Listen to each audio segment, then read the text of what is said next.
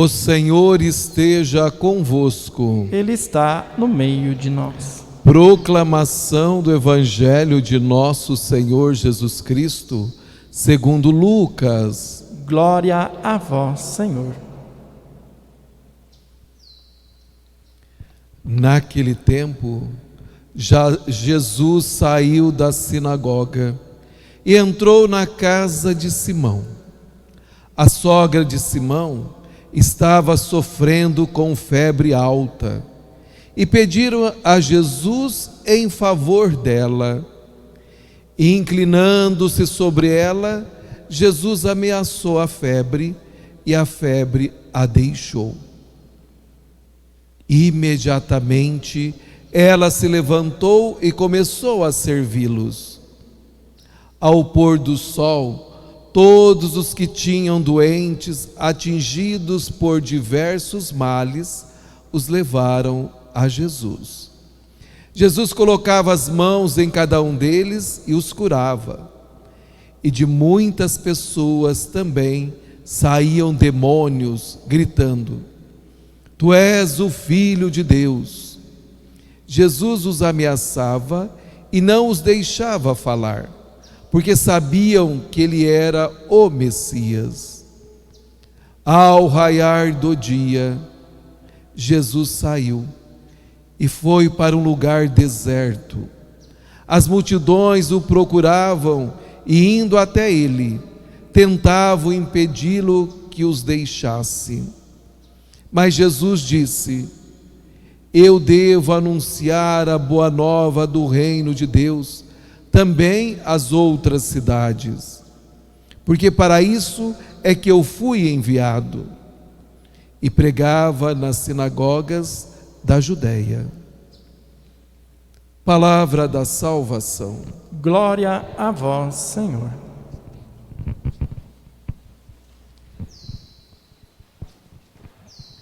Meus queridos irmãos e irmãs, estamos no mês da Bíblia. E neste mês da Bíblia, todos nós cristãos católicos temos uma tarefa a ser desempenhada. É ler, meditar, estudar o livro do Deuteronômio. Está aqui. É um dos livros da Torá, do Antigo Testamento, onde nós somos convidados neste mês a refletir sobre o livro do Deuteronômio. Esta é a nossa tarefa. Todos nós não somos mais, como São Paulo disse para a comunidade de Corinto, que precisa de leitinho e não de alimento sólido. Hoje, todas as pessoas têm as Sagradas Escrituras em sua mão. Eu digo, quem não tem, me procura, que eu darei para você a Sagrada Escritura, para que você possa meditar, rezar, porque é Deus que fala conosco através das Sagradas Escrituras. Estamos também na Semana da Pátria, e o Salmo 32 diz que feliz o povo que o Senhor escolheu por sua herança, porque feliz é esse povo que tem o Senhor como seu Deus. Dos altos céus, o Senhor olha e observa, e Ele inclina para olhar todos os homens. Nós somos esse povo querido e amado por Deus. Fazemos parte da terra de Santa Cruz. E nós somos os brasileiros e brasileiras que têm Deus acima de tudo na nossa vida. Nós somos chamados a amar a Deus acima de todas as coisas. Ele deve estar em primeiro lugar na nossa vida. Então nós somos esse povo feliz, essa nação que tem o Senhor como o seu Deus. Somos uma nação cristã. A nossa nação brasileira é uma nação cristã. Temos nós católicos e tantas outras denominações religiosas que também são cristãs, que bebem da mesma fonte que nós bebemos, das Sagradas Escrituras, de Deus, do Deus vivo, que é nosso Senhor Jesus Cristo, que se encarnou no ventre virginal de Maria, a bendita entre todas as mulheres. E a mãe de Deus, ela é a nossa rainha e padroeira desta terra de Santa Cruz. Nós estamos, como sempre, caminhando com Jesus. Ontem nós vimos que Jesus estava na sinagoga, expulsou um demônio de uma pessoa que ali se encontrava na própria sinagoga. A sinagoga é a igreja, para vocês entenderem, que eles chamam de sinagoga, onde eles bebem a palavra, é a igreja do povo judeu até hoje, onde eles ouvem a palavra. E Jesus era judeu, ele frequentava a sinagoga. E lá na sinagoga tinha um capeta e Jesus expulsa. Não deve ser diferente de hoje em dia, né? Nós vamos também observar que também nas comunidades cristãs atuais vamos encontrar pessoas endemoniadas, não possuídas pelo demônio, mas que têm atitudes demoníacas por causa do seu jeito de proceder. Essas pessoas precisam ter um alimento sólido, que é a palavra de Deus, a firmeza na fé, a coerência na fé, para que possa deixar a pessoa carnal, melhor dizendo, não deixar, acrescentar na sua pessoa que é carnal o lado transcendente, o lado espiritual. Muitos, infelizmente, que eu espero que não seja o caso de vocês, em pleno século 21, tem muitos conhecimentos com relação àquilo que a sociedade oferece e de modo particular com o mercado de trabalho. Nós vamos observar muitos jovens fazendo uma faculdade, uma universidade, uma pós-graduação ou um mestrado, e que tem uma capacidade intelectual maravilhosa, mas ficaram simplesmente nesse homem psíquico. Não se permitiu em amadurecer na fé.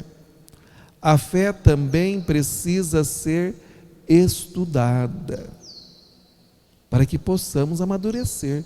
Eu preciso rezar todos os dias as Sagradas Escrituras. Ela está aqui nesse mês para que você lembre que é seu dever de todos os dias meditar a palavra de Deus.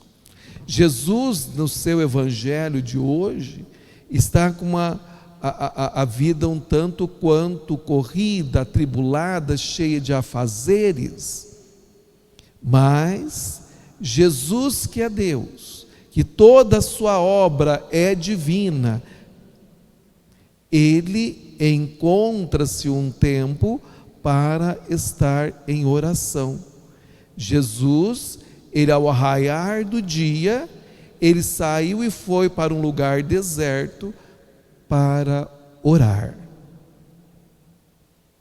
Talvez você também precisa acordar mais cedo ou dormir mais tarde, para que você, nesse lugar deserto, que seja o seu quarto, que seja o jardim da sua casa, se for durante o dia, que seja a igreja, um outro lugar, que no silêncio ali você possa ter essa intimidade com o Senhor. Não significa que o resto do dia é para você se transformar num capetinha. Não.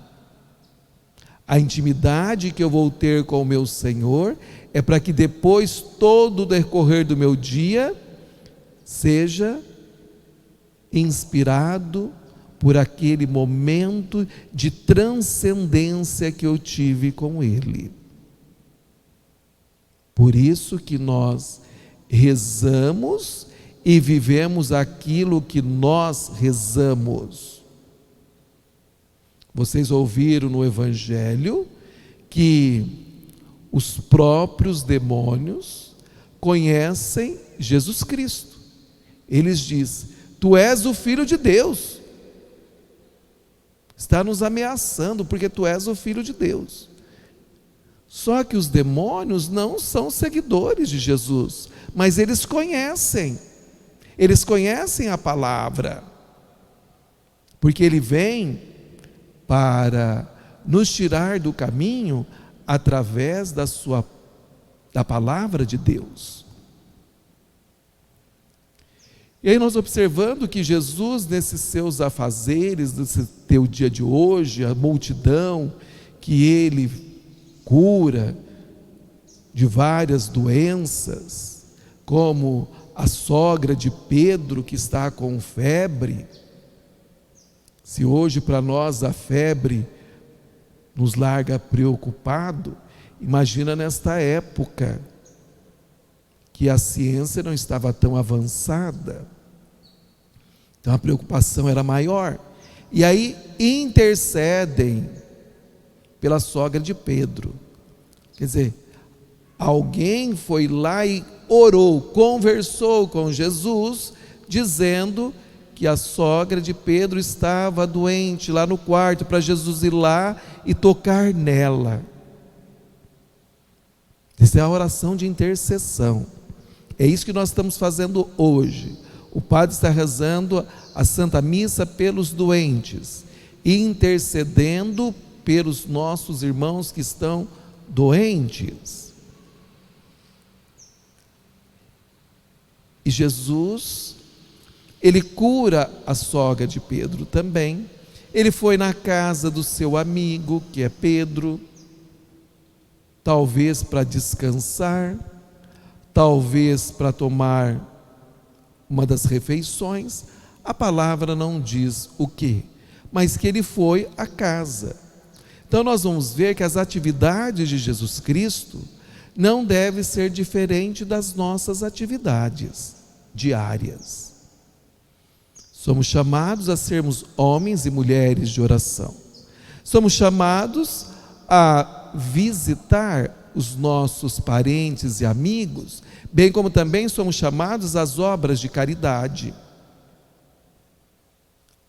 No caso dessas obras de caridade, visitar um doente, talvez hoje em dia é muito difícil, mas eu posso ligar, posso conversar, posso orar para aquela pessoa. Não é colocar no pacote: eu estou rezando. Não, eu quero saber se você está rezando por mim. Padre, eu rezo por todos os padres. Não, eu quero saber se você reza por mim. Porque muitos da comunidade rezam por tantos outros padres e não reza pelo seu. Só que quando morre, lembra de mim. Quando fica doente, lembra de mim e não dos outros. Porque os outros não vão vir aqui te atender. Então, eu faço parte desta família. sou integrante nesta família, da mesma forma que vocês fazem parte da minha família. Eu não tenho compromisso com a outra família de Macaubal, ou de Gastão, ou de Andeara. Não. Tem meu compromisso com a minha família do município de Monções e de Turiúba. Esta é a minha família. E se esta é a minha família, eu pertenço a esta família, logicamente que vocês têm eu como padre de vocês. Então vocês são chamados, porque eu rezo para os outros. Não estou te perguntando dos outros. É a mesma coisa para o doente que eu estava dizendo. Tem alguém que está doente, que você conhece, vou rezar por ele. Eu rezo por todos os doentes. Não, é por ele. Eu não posso visitar, mas eu posso orar. Entendeu? Porque muitas vezes vocês fazem um pacote enorme e põe na mão de Deus. E não é assim. Vou rezar, vou fazer jejum, vou fazer penitência por um irmão que está doente. Não posso visitá-lo por N motivos, nesse período da pandemia, mas eu posso fazer minhas obras de caridade no decorrer do dia. Tem muitas coisas de obras de caridade que nós podemos fazer. Jesus vem nos mostrar que Ele fez várias obras de caridade nesse dia. Então nós vamos ver que é uma vida, no seu cotidiano de nosso Senhor Jesus Cristo, que também assemelha muito com ou melhor dizendo, que também deve assemelhar muito com a nossa vida. Assim como Jesus acordou de madrugada para orar, porque Ele sabia das suas tarefas missionárias no decorrer do dia, você também sabe de todos os seus compromissos. Muitos já levantam com muitas atividades já no próprio celular.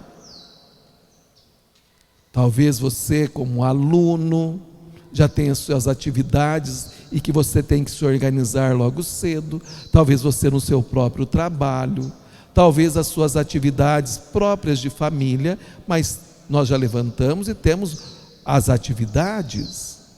Só que diante de todas essas atividades, que eu me disponho a realizá-las, eu não posso também de esquecer que eu preciso me conectar com o nosso Senhor Jesus Cristo. Porque sabe, amado irmão, vou contar um segredinho para vocês. Esse segredinho é só para você, né? Tem muita gente que tem um punhado de atividade, mas não reza. Tem muitos que não reza. Só lembra quando a água bate na boca. Aí lembra para dizer, socorro, help, socorro, Senhor. Mas caso contrário, não. Pode observar a sua programação. Você colocou tudo. Eu tenho que amanhã fazer isso, aquilo, outro, aquilo. E cadê o teu momento com o Senhor? Cadê o teu momento com as Sagradas Escrituras, que é com o Senhor? Cadê o teu momento da oração do terço, que também é com o seu Senhor, através de Nossa Senhora? Você projeta a vida toda, o dia todo, diz que ama o Senhor, mas Ele não está no seu projeto. Feliz a nação que conhece, ou melhor, que escolheu por herança o Senhor da vida. Feliz esse povo. Então, meu querido, nós precisamos colocar Jesus como prioridade da nossa vida, para que Ele possa nos ajudar a desenvolvermos melhor as nossas atividades diárias. Quando eu tenho Deus na primazia da minha vida, as coisas acontecem melhores. Porque Deus, Ele mostra o seu poder Abre a nossa mente, o nosso coração. Deus transforma a nossa vida. Então nós não podemos ficar alheio, nós não podemos ficar só, como está dizendo São Paulo, com os homens como pessoas carnais. Quer dizer, minha vida se resume só a as coisas do mundo e fico por aí. Não, nós também somos seres espirituais. Nós precisamos dos bens materiais? Precisamos, mas eles não são essenciais na nossa vida, porque os bens eternos são muito maiores. Tudo isso para dizer que Deus te dá saúde e você faz o que dela? A sogra de Pedro levantou, imediatamente começou a servi-los. E a sua saúde é para quê? Algo importante para você se questionar. A oração de hoje, pelos doentes, a igreja reza pedindo para que eles se recuperem. Não é para voltar para o boteco, para o trabalho, para a família. Não, é para voltar para a igreja. Pode olhar depois, é só voltar aí que está sendo tudo gravado. Só você voltar aí na sua casa que você vai ver. É para isto. Então o questionamento hoje que eu coloco para vocês refletirem, enquanto seguidores de nosso Senhor Jesus Cristo: o que você está fazendo com a sua saúde? Você está se colocando a serviço de Deus e dos irmãos? Você está se assemelhando a nosso Senhor Jesus Cristo? Você realmente é um filho de Deus, um verdadeiro evangelizador, anunciador da palavra? Ou você está usando da sua saúde para destruir a sua própria vida? Seja a vida carnal ou espiritual? É algo para você refletir, meu irmão. Deus te deu saúde, não foi para você jogar no lixo. Deus te deu saúde, não foi para você viver uma vida desregrada.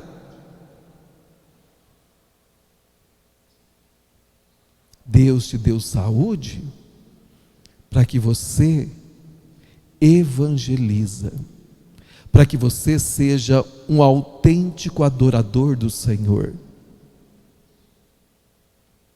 Deus te dá um alimento sólido, como São Paulo nos veio dizendo, para que você, maduro na fé, saiba cuidar bem da sua vida, da sua saúde. Precisamos nos cuidar.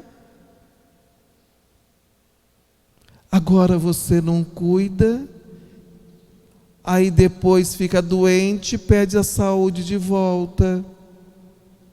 Aí Deus te devolve a saúde e você volta na mesma vidinha e não volta para a casa dele. Então a pergunta é: o que você está fazendo com a sua saúde? A sogra de Pedro serviu a Deus e os irmãos que estavam ali. Esse servir é muita coisa, é ser servo e colocar-se a serviço do próximo. E tudo isto conforme o Senhor Jesus Cristo nos ensina. Não é colocar a serviço do próximo do jeito que eu quero. Porque tem gente que quer fazer as coisas para o outro, mas do meu jeito, na hora que eu quero, no momento. Vamos dar um exemplo? Bobinho e banal? Um leitinho. Vou dar um leitinho para vocês. A mamãe pediu para que você para que você lave a louça agora. Executa, simplesmente executa. Pediu agora, não pediu para depois. Entendeu? É só colocar-se a serviço. Agora não. Aí fica ali murmurando, reclamando, como se aquilo ali fosse coisa de outro mundo. Isso não é seguidor de Jesus, não. Não existe murmuração com o Senhor, não. Se coloca a serviço do outro. E quando o outro me pede, e na hora que eu quero. Que é muito bom eu fazer as coisas no meu momento.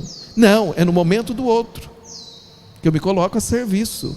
É quando eu saio de mim mesmo e coloco a serviço do outro na hora que ele necessita, e não na hora que eu quero. Então é uma mudança de vida. Porque senão eu estou achando que estou seguindo Jesus e não estou. Estou sendo desobediente achando que eu sou seguidor de Jesus. E não é por aí, amado. Então nós viemos a esse mundo para servir a Deus e os irmãos e irmãs, porque são nossos irmãos. Nós somos batizados, pertencemos a uma família, que é a família de Deus. Então nós nos colocamos a serviço do outro no momento que ele precisa. Porque quando ele não precisa, ele não vai me solicitar. Então nós somos prestativos. Os cristãos são as pessoas prestativas. São felizes porque nós vivemos numa comunidade onde um serve o outro, e tudo isto à luz do Evangelho, conforme nosso Senhor Jesus Cristo nos ensina.